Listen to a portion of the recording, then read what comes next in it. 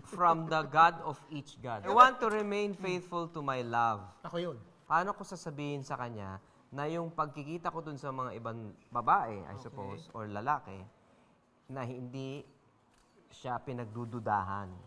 Paano niya sasabihin? Kasi gusto niya sabihin sa asawa niya, meeting lang naman eh. Meeting, hindi mating. Oo, magkaiba Iba yun. yung mating sa Ang meeting. meeting. Ano ang pagkakaiba nun? Mating? Ano ka Di ba? ba spelling lang? Oo, sa spelling, pati sa ginagawa. Yung mating parang, yung mga whales, yung mga ganon. Mating yun. May mating season. Mating season, correct. Pwede rin. Oo. Pero iba naman yung mating-tingan. Ito pa din yun. Correct, iba rin yun. Siyempre, may ginagawa ka ng sexual. Pinasok talaga.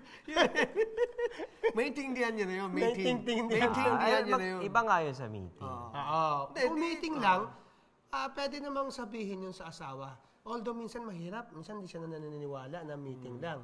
Pero mas maganda rin, sabihin mo sa kanila, maniwala man sila o hindi sa atin, at least nagsasabi ka ng tapat at totoo, di ba? Right. At saka hindi ka naman mahihiyang sabihin o matatakot sabihin kung talaga naman truth to yourself at sa puso mo na wala ka naman talagang ginagawa.